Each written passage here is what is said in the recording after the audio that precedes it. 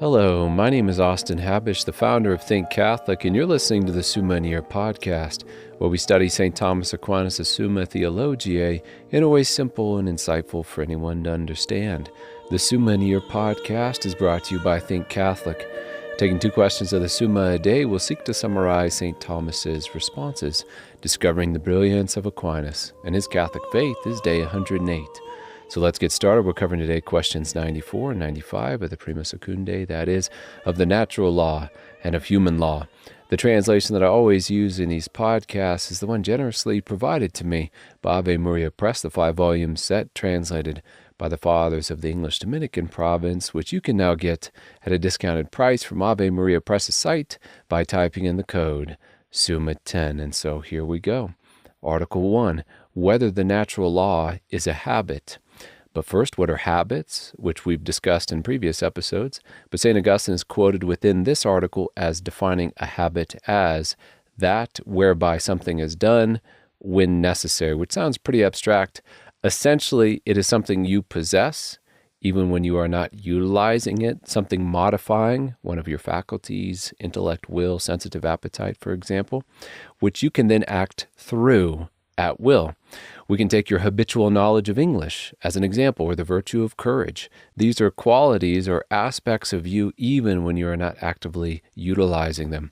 So returning to our article, what is the natural law, as well as is it a habit? The natural law is the law of God, the law of right and wrong as accessible to us naturally by the natural light of reason and as flowing from or based upon the kind of thing that we are, our nature. Yet we still have to learn this law because we come into the world a tabula rasa or blank slate. And like everything else we learn, we must begin from our experience of the world and then pull from that experience the particular contents of this law. And the first principle of this law, which we learn, from which all other natural laws are built upon, is what we call the first principle of practical reason, namely that the good ought to be done and pursued and the evil avoided. The rest of the natural law or other specific contents within it will be conclusions stemming from this first, most certain, most obvious principle of the natural law. Next, then, is this natural law, whether it be that first law or all those laws which will come after that first principle, as known by the light of natural reason, a habit? And our response is that the natural law in itself is not a habit, but a law outside of us, which we come to learn. However, once it is learned, or as it is learned and then held in the mind, then in this way it can be said to be a habit, just like our knowledge of English is a habit. Article 2, whether the natural law contains several precepts or only one, and the answer is both. The natural law is built upon one law, that the good ought to be pursued and done and evil avoided, which we pull from the world in such a way that we really cannot sincerely admit even the possibility of that principle being false. Upon this first law, many other laws can be built upon it, and this on account of us having a very specific objective kind of nature, which allows us to then discern in a very objective way things which can or cannot be good for us. Take drunkenness as an example. Since we are the rational animal made for contemplation, then we can safely say that the voluntary recreative impairment of our ability to reason is just something not in accord with our nature or good for the kind of thing which we are, and therefore contrary to the natural law. St. Thomas responds to this article in the following words, summarizing much of what we've said. He writes, the first principle of practical reason is one founded on the notion of good, that good is that which all things seek after. Hence, this is the first precept of law, that good is to be done and pursued, and evil is to be avoided. All other precepts of the natural law are based upon this, that whatever the practical reason naturally apprehends as man's good or evil belongs to the precepts of the natural law as something to be done or avoided. Article 3, whether all acts of virtue are prescribed by the natural law. because virtue makes a man good and his work good, the natural law, by prescribing that a man pursue the good proper to him and avoid that which is evil for him, therefore does prescribe virtues and acts of virtue. It does prescribe that a man act prudently, justly, temperately, courageously, etc., because it is in the possession of those virtues and acting through them that the perfection of man resides. However, not all the virtues or acts of virtue need to be found in every individual person. Think of the virtue of virginity, which is not held within the married life, nor the act of martyrdom, which need be found in all either.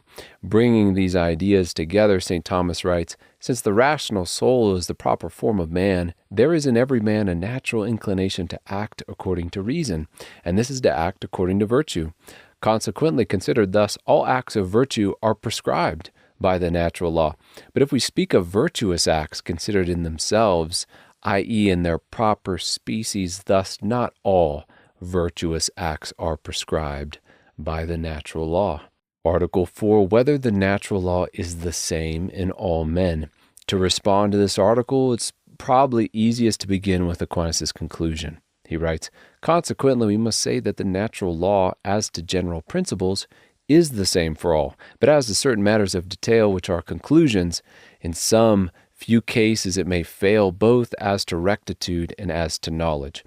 So the natural law, the law of those things to which we ought to be inclined to by nature, along with those things which we should avoid based on our nature, this law is known to all generally and is the same for all generally. However, sometimes when it comes to drawing out the specific conclusions which flow from the general principles of that law, they can be different from one person to the next, and in two ways. First, for example, through personal ignorance. So if someone, for example, knows that the good ought to be done and evil avoided, but struggles for whatever reason to understand that therefore drunkenness should be avoided. Well, to quote St. Thomas on this point, he writes, "Since in some the reason is perverted by passion or evil habit or an evil disposition of nature, thus formally theft, although it is expressly contrary to the natural law, was not considered wrong among the Germans," as Julius Caesar relates. Next, the natural law may apply differently in a certain specific circumstance, such as, and here is the example given in the article, that stealing is wrong. There's the general principle. But if there be a scenario in which if you give a man back the goods which are his, which he lent to you, he will then use those goods to betray the country, then you probably shouldn't give those goods back to them. Here we have an instance where the natural law seems to be suspended, in a sense, in order to make way for the natural law to be fulfilled in another sense, based on the rights and obligations one has as a citizen of a country. So in summary, what this article is saying is that the natural law is the same for all, as to its most general principles and even to its specific conclusions which flow from those principles. However, they may not be known to all, or in some very specific cases, the law may command something different, some different kind of action. Article 5, whether the natural law can be changed. The natural law is as fixed as our nature is.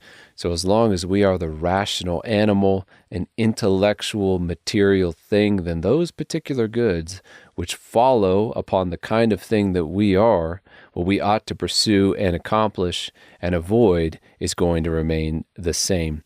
However, since man can err on the specific contents of the natural law, human law comes to our aid as a teacher and a guide. And since human laws definitely change, it is probably on this account that one may be led to believe that the natural law also changes, but it does not. To this point, Aquinas writes, "The written law is said to be given for the correction of the natural law, either because it supplies what was wanting to the natural law, or because the natural law was perverted in the hearts of some men as to certain matters, so that they esteemed those things good which are naturally evil, which perversion stood in need of correction." Article 6, whether the law of nature can be abolished from the heart of man. The natural law is written on man's heart, which he perceives or intuits, again, that the good ought to be pursued and done and evil avoided. This can never be abolished from the heart of man, which is why we see even the most evil of men feeling they need to justify their actions or just plainly admit that they are not or were not pursuing the true good, not doing what they ought to have done. Man cannot abolish the first principle of practical reason from the heart, and so also cannot abolish conscience from his heart. But he can persuade himself that these specific evils are actually good, or that some specific goods are actually evil. In this way alone, via confusion of the specific application of the natural law, or in the conclusions which flow from the first principles of the natural law, it can be said to be blotted out from the heart of man. In St. Thomas's words, in the secondary precepts, the natural law can be blotted out from the heart of man either by evil persuasions, just as in speculative matters errors occur in respect of necessary conclusions, or by vicious customs or corrupt habits, as among men, theft, and even unnatural vices, as St. Paul says in Romans 1, were not esteemed sinful. And now on to question 95 of human law, Article 1, whether it was useful for laws to be framed by men.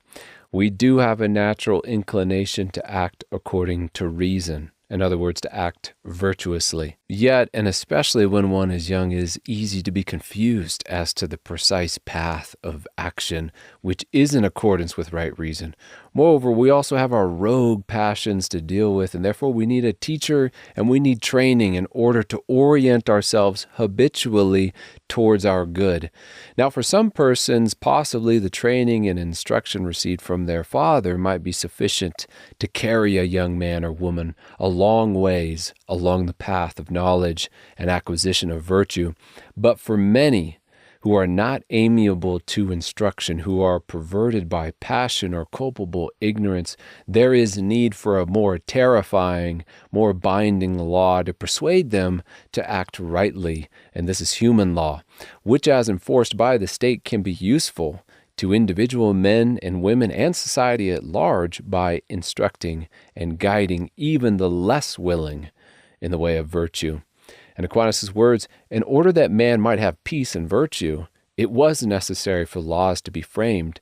For as the philosopher says, as man is the most noble of animals, if he be perfect in virtue, so he is the lowest of all, if he be severed from law and righteousness. And Isidore says, laws were made that in fear thereof human audacity might be held in check, that innocence might be safeguarded in the midst of wickedness, and that the dread of punishment might prevent the wicked from doing harm. Article 2, whether every human law is derived from the natural law. Human law depends upon the natural law for it to be just. If a civil law contradicts the nature of man, then that law is evil. They would be laws which would lead a man to his own demise. As St. Thomas says very beautifully and succinctly in response to our article, in human affairs a thing is said to be just from being right according to the rule of reason. But the first rule of reason is the law of nature. Consequently, every human law has just so much of the nature of law as it is derived from the law of nature. But if in any point it deflects from the law of nature, it is no longer a law, but a perversion of law. Article 3, whether Isidore's description of the quality of positive law is appropriate. That quality is given by Isidore in the following words: law shall be virtuous, just, possible to nature, according to the custom of the country, suitable to place and time, necessary, useful, clearly expressed, lest by its obscurity it lead to misunderstanding, framed for no private benefit, but for the common good. And we could bog ourselves down in the minutiae of this article, but in summary, Isidore holds that positive law or human law should be proportionate or suited to the divine law, and therefore ought to be oriented to fostering and protecting religious practice. It also should be suited to the natural law, and therefore be a source of virtuous discipline and instruction, and it should also be suited to the good of the society at large, therefore be directed towards the common good. And therefore, these qualities of positive law are in fact appropriate according to St. Thomas Aquinas, which was the question of this article. Article 4, in our last article, whether Isidore's division of human laws is appropriate. And that division is between civil law and the law of nations, and that on account of primarily how these laws originated out of the natural law. Now, the law of nations are those laws common across various different nations. They are those laws which arise out of man's social nature simply and exist as necessary for the social interactions within a nation and even across nations. The examples given here are laws governing how contracts work or how one is able to buy or able to sell things. Is it with a certain currency or some other form of trade? Then civil law, in contrast to the law of nations, is one which is derived from the natural law, but in such a way as it allows each particular state the right to determine the specific ways in which it will pursue the common good, within, again, that state specifically, and according to the various duties and functions within that society, according to the specific type of government in which that society has chosen for itself. In St. Thomas's words, positive law is divided into the law of nations and civil law. The law of nations belong those things which are derived from the law of nature as conclusions from premises like just buying and selling and the like, without which men cannot live together. But those things which are derived from the law of nature by way of particular determination belong to the civil law, according as each state decides on what is best for itself. Which brings us to the close of another episode. We have just finished covering questions 94 and 95 of the Prima Secundae, that is, of the natural law and of human law. My name is Austin Habish with Think Catholic, and I cannot wait to see you tomorrow